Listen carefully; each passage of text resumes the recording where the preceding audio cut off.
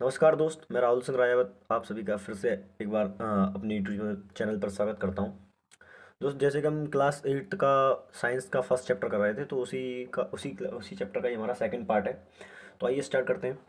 तो पहले हेडिंग है cultivation of crops include various agriculture practices, है ना। तो यानी खेती के बारे में जो है आपसे बोल रहा है कि खेती में जो जो फसलें होती हैं, ठीक है, और उनके लिए क्या क्या हमें उपकरण क्या क्या काम करने होंगे, क्या क्या मुझे कहीं पर क्रॉप उगानी है तो उसके लिए सबसे पहले क्या क्या कार्य होने चाहिए। तो सबसे पहला पॉइंट इसमें प्रिपरेशन ऑफ सॉइल, यानी सॉइल को तैयार करना। यानी ऐसा नहीं है कि मैं अगर खेती करना चाहता हूँ तो कहीं पर भी मैं गेहूँ वगैरह को बो दूँ तो और खेती हो जाएगी, लेकिन है ना। तो उसके लिए क्या करना पड़ता है, सबसे पहले मुझे सॉइल को है अच्छी तरीके से तैयार करना पड़ेगा ताकि उसमें क्या हो, अच्छे से फसल हो सके। तो देखिए, लिखा हुआ है पहला कि the preparation of soil is first step before growing the crop. One of the most important task in agriculture to turn the soil into loosen. अब देखो, to turn the soil into loosen का मतलब होता है कि जैसे हम जब खेत को जोतते हैं तो उसमें क्या होता है, जो उसकी मिट्टी जो लूजन मतलब क्या होता है, ढीला हो जाना। तो उसकी मिट्टी क्या हो जाती है, ढीली हो जाती है। मतलब जो मिट्टी पहले सख्त थी, अब वो मिट्टी कैसी होगी, थोड़ी सी फुसफुसी, मतलब थोड़ी सी नॉर्मल हो जाती है, थोड़ी सी एक तरीके से बोले तो मतलब लूज तरीके से हो जाती है, समझ जाइए। देखा, this allow the roots to penetrate. अब देखो, पेनिट्रेट का मतलब होता है कि जब मिट्टी बहुत मुलायम होती है तो वो जड़ों को पेनिट्रेट करने में मदद करती है। अब जैसे जड़ें हैं, पेड़ कोई उगेगा तो उसकी जड़ निकलेंगी। तो अगर मिट्टी लूज होगी तो उसके अंदर जड़ जो है अच्छी तरीके से उसको पेनिट्रेट, मतलब उसको अच्छी तरीके से छेद पाएंगी। समझ में आया कि नहीं। Into deep into the soil, और सॉइल को गहराई तक ये जो है उसको छेद पाएंगे। The loosen soil allowed to root before root to breathe easily. अब देखिए, अगर मिट्टी लूज है तो उसके अंदर सिंपल सी बात है कि उसके अंदर स्पोर्स होंगे, बहुत ज़्यादा छिद्र पाए जाएंगे, छेद पाए जाएंगे, स्पोर्स पाए जाएंगे। तो उससे क्या होगा, ऑक्सीजन बहुत अंदर तक जाएगी, जिससे क्या होगा, जो रूट्स है वो अच्छे से ब्रीथ कर पाएंगे, breathe easily even when they go deep into the soil. जब इजीली इवन यदि वो गहराई में चले जाए तब भी जो है वो अच्छे से सांस ले सकती हैं, अच्छे से ब्रीथ कर सकते हैं। The loosen soil help the growth to the earthworm. अब देखिए, अर्थवॉर्म इसे किसान का मित्र कहा जाता है ना, फ्रेंड ऑफ किसान, फ्रेंड ऑफ फार्मर। तो अर्थवॉर्म क्या है, तो इससे क्या होगा कि अर्थवॉर्म जो है ज़्यादा तरीके से वृद्धि कर पाएंगे। अर्थवॉर्म जो है, अर्थवॉर्म की जो उत्पत्ति ज़्यादा होगी, है ना। लिखा है and the microbes in the present of the soil, और माइक्रोब्स जो है अच्छे तरीके से वहाँ पर डेवलप कर पाएंगे। लिखा है द ऑर्गेनाइजेशन आर फ्रेंड, देखा, this this organism are friend of the farmer. मैंने वही जो बात मैंने बोली वही लिखा है इसमें कि this organisms are friend of the farmer, यानी इन ये सारे ऑर्गेनिजम्स हैं, इन्हें किसान का मित्र कहा जाता है। This organism are friend of the farmer since they further turn the loosen soil and add humus. क्योंकि ये क्या करते हैं कि जो सॉइल लूज हो चुकी है उसमें ह्यूमस ऐड करते हैं। क्या करते हैं, ह्यूमस ऐड करते हैं।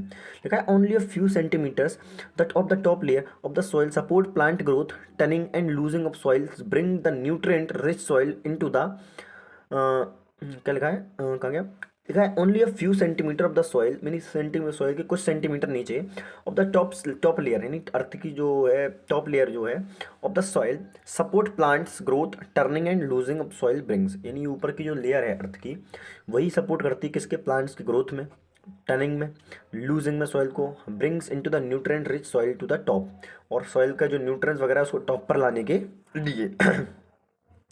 आगे देखते हैं, लिखा है दस turning and losing soil is very important for the cultivation of crop. इसीलिए जो टर्निंग मतलब मिट्टी को पलटना समय पर, है ना। जब हम हर होता है खेत में, ट्रैक्टर से जोता जाता है तो मिट्टी को हम बार बार पलटते रहते हैं, आगे ऊपर नीचे करते रहते हैं।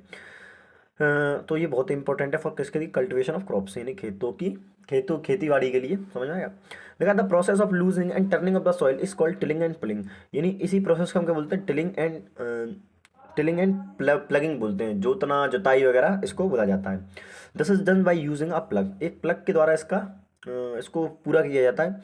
Plug are made of wood of iron. The plough, ये प्लग जो होता है एक लकड़ी और आयरन का बना होता है, जिसमें आपको आगे दिखाता हूँ। ये रहा, देखिए, ये आपका है प्लग, ये क्या है, आपका प्लग है। तो आप देख रहे होंगे कि स्टार्टिंग में ये किससे बना हुआ है, ऊपर जो है इसका ऊपर वाला भाग ये जो लकड़ी का बना हुआ है, लेकिन ये वाला पार्ट जो आप देख रहे हैं ये किसका बना होता है, लोहे का, जो ठीक मिट्टी के अंदर जाता है, जो इस मिट्टी को क्या करता है, ढंग से कुरेद सकता है। लिखा है प्लग। बात करते हैं प्लग की। This is the being used in the ancient time. इसे हम कई सालों से, कोई बहुत पुराने ज़माने से इसको यूज़ कर रहे हैं। प्राचीन समय से इसको यूज़ किया जाता है टिलिंग ऑफ द सॉइल, किसके लिए, टिलिंग ऑफ द सॉइल के लिए।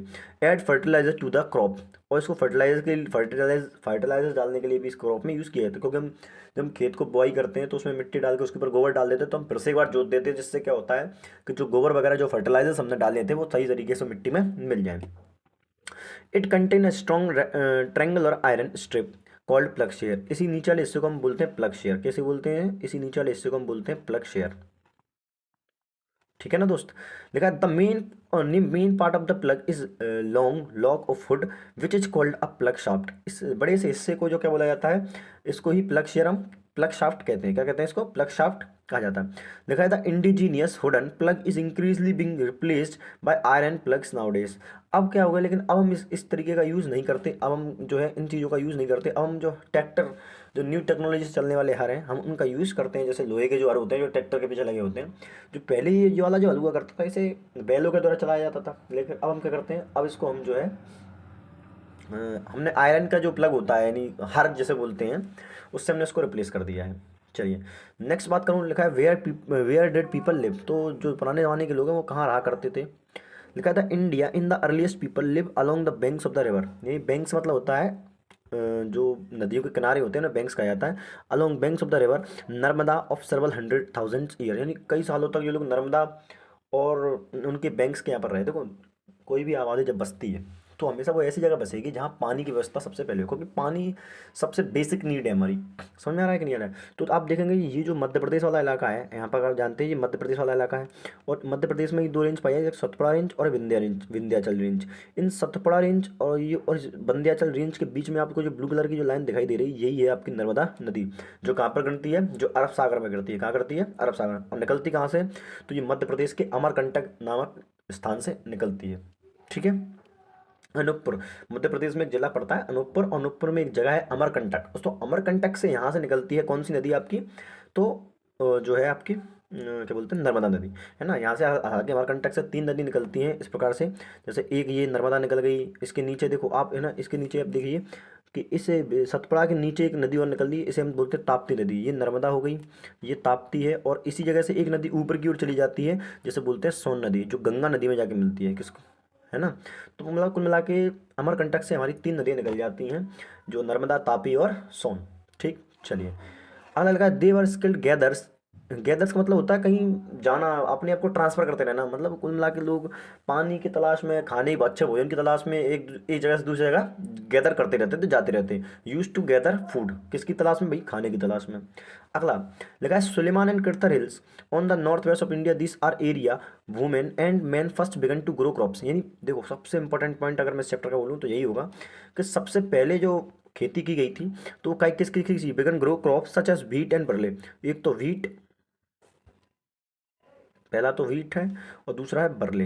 देखो व्हीट तो आप जानते होंगे, व्हीट यानी होता है गेहूं, और बरले यानी होता है बाजरा। तो आप देखेंगे कि जो सुलेमान और किरथर पहाड़ी में सबसे पहले खेती गई थी।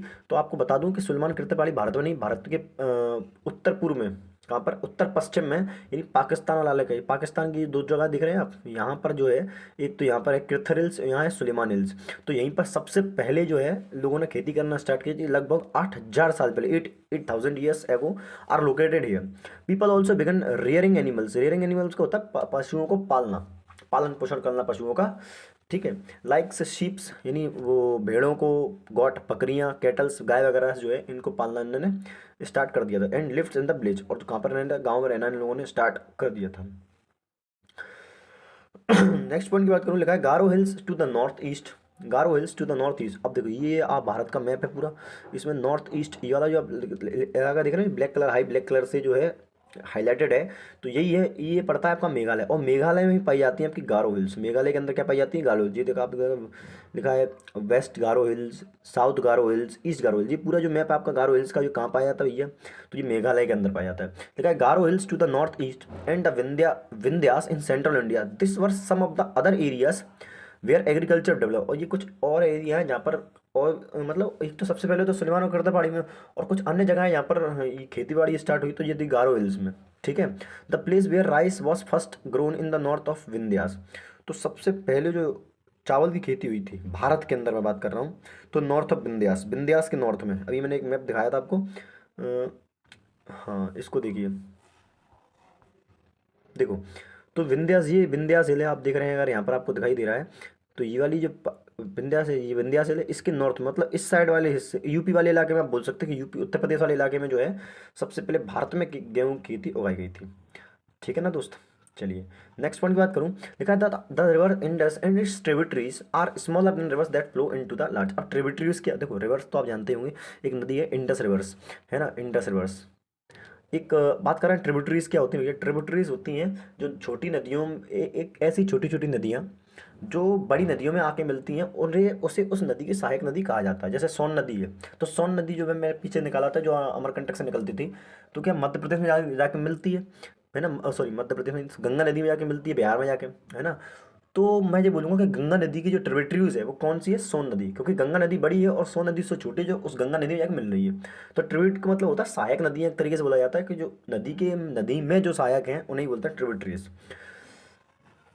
इसके बाद लिखा है about 4,700 years ago some of the earliest cities flourish to the bank of the rivers. तो फ्लोरिश मतलब इस नदी की, ये आप देख रहे हैं यहाँ पर मैप में आपको दिखाई दे रहा है, ये जो नदी है ना, ये जो नदी आपको दिखाई दे रहा है ये आपकी सिंधु नदी, इसे पंच नदी, इसमें ये जो है 5 नदियाँ आके मिलती हैं, झेलम चनाव रावी व्यास सतलज, है ना, कौन कौन सी, झेलम चनाव रावी व्यास सतलज, ये 5 नदियाँ इसमें मिलती हैं, जो पंजाब से, हालांकि पंजाब से, मध्य प्रदेश की पंजाब से निकलती हैं, इसीलिए मध्य प्रदेश का नाम है पंजाब।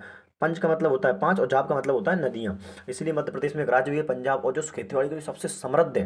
क्यों भैया, क्योंकि वहाँ सबसे ज़्यादा नदियाँ बहती हैं, वहाँ पानी बहुत ज़्यादा है, और जहाँ पानी बहुत ज़्यादा होगा वहाँ खेती भी अच्छी होगी। लिखा है the later to 2,500 years ago cities developed on the banks of Ganga and its tributaries. और उसके बाद क्या होगा, गंगा नदी के किनारे पर भी जो है लोग बसना स्टार्ट हुए। तो गंगा नदी का मैप मैंने आपको दिखाया है, नहीं दिखाया यार, इसमें गंगा नदी का मैप है ही नहीं, है। चलिए मैं आपको दिखा देता हूँ, एक सेकंड रुकेंगे जरा।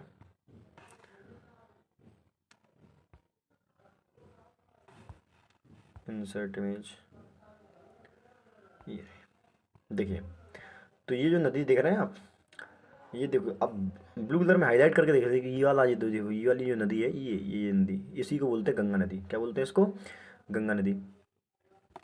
ये है आपकी गंगा नदी।